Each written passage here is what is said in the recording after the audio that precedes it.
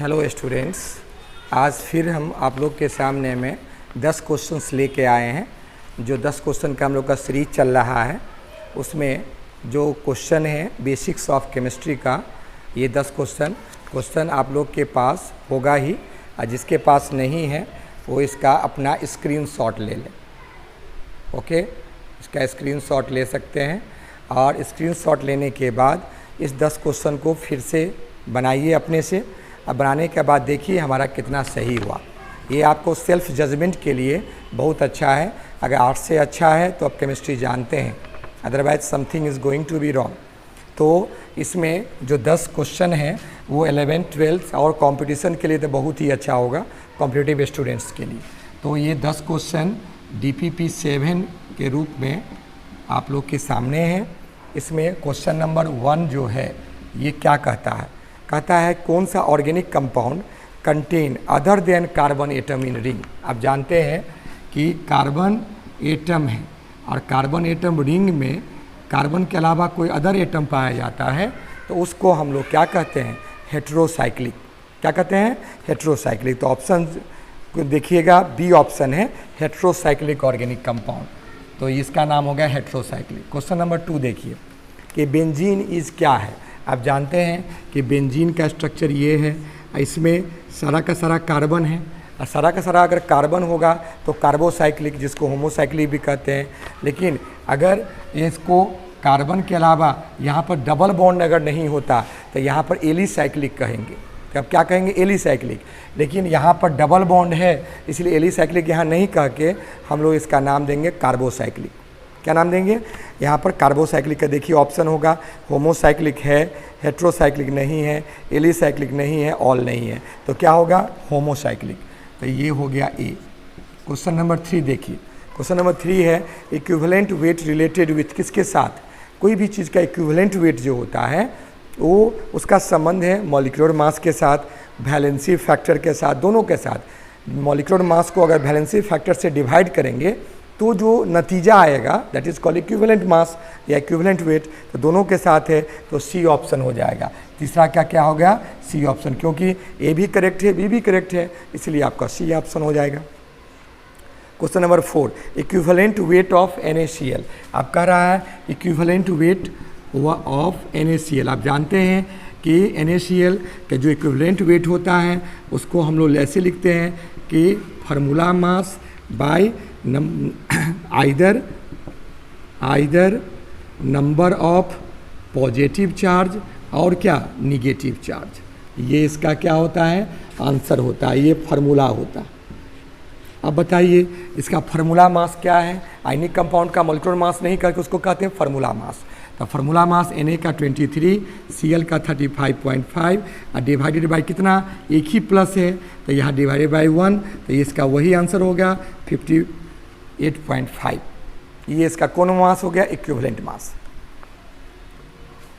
ग्राम में होगा क्योंकि मोलर मास ग्राम में होता है। नेक्स्ट है बेसिसिटी।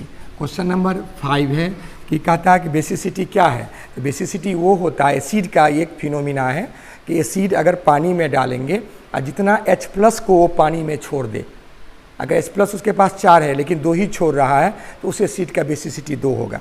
अगर 4 का चारों छोड़ दिया तो बेसिसिटी कितना होगा, 4। तो नंबर ऑफ रिप्लेसेबल या रिमूवेबल H+, तो देखिए ऑप्शन कहीं होगा number of removable H+, number of OH minus नहीं होगा, H+ इन वाटर दोनों होगा, ए और सी दोनों सही है, इसके मतलब हो जाएगा डी ऑप्शन।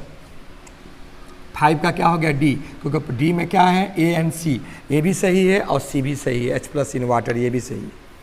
क्वेश्चन नंबर 6 है इक्विवेलेंट वेट ऑफ HCl कितना होता है। आप बताइए इक्विवेलेंट वेट ऑफ HCl क्या होगा, इक्विवेलेंट वेट ऑफ HCl, तो यहाँ पर क्या होगा, आपको जानते हैं इसका मोलर मास निकाल लीजिए, मॉलिक्यूलर मास, और इसका कौन फैक्टर, मॉलिक्यूल का वैलेंसी फैक्टर।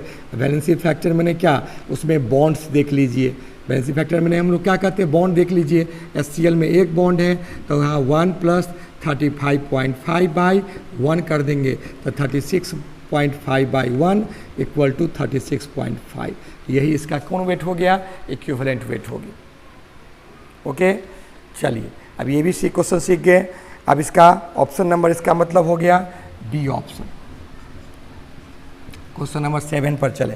क्वेश्चन 7 क्या कर रहा है, equivalent mass in atomic state depends upon. Atomic state में अगर इक्विवेलेंट मास पूछ दिया जाए तो उसको डिवाइड कर दोगे वैलेंसी के साथ, नॉट वैलेंस इलेक्ट्रॉन, किसके साथ, वैलेंसी, संयोजकता। देखो नंबर ऑफ वैलेंस इलेक्ट्रॉन नहीं होगा, नंबर ऑफ कोर इलेक्ट्रॉन ये भी नहीं होगा, बोथ ये भी नहीं होगा, नन होगा। तो यहाँ पर डी में क्या देंगे, नन। किससे डिवाइड करेंगे, इसको डिवाइड करना है किससे, वैलेंसी से। कोई भी एटॉमिक, जैसे मान लो एग्जाम्पल के तौर पर इक्विवेलेंट मास ऑफ, अगर mg पूछ देता है एटॉमिक फॉर्म में, तो इसका एटॉमिक मास होता है 24, इसका वैलेंसी जानते हो 12 एटॉमिक नंबर, तो 2 8 और क्या होगा 2, तो 2 से डिवाइड कर देंगे तो आंसर कितना हो जाएगा 12, कितना हो जाएगा 12। तो यहाँ पर हो गया ये 12, तो 12 हो जाएगा, लेकिन यहाँ पर तो ऐसा कोई वैलेंसी है नहीं, इसीलिए यहाँ पर डी ऑप्शन होगा। नेक्स्ट है question number 8, number of basicity in H3PO4। आप देखिए इसको हम मिटा के बना देते हैं। अब H3PO4 क्या है, देखिए H3PO4 जानते हैं, क्वेश्चन 8 है, H3PO4 को फॉस्फोरिक एसिड कहते हैं। इसका होगा स्ट्रक्चर, ये ऑक्सो एसिड है, तो इस प्रकार स्ट्रक्चर को वो प्रूफ करेगा।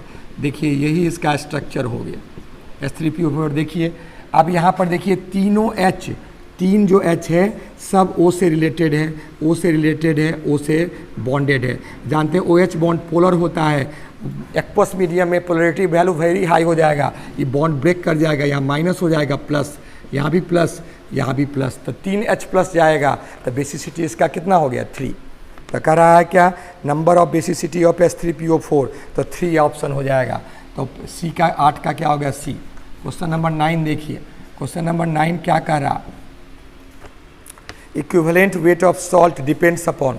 किसी भी सॉल्ट का इक्विवेलेंट वेट किस पे डिपेंड करता है, तो सॉल्ट का इक्विवेलेंट बताएं तो टोटल नंबर या आइदर पॉजिटिव चार्ज या टोटल नंबर ऑफ कौन चार्ज, निगेटिव चार्ज।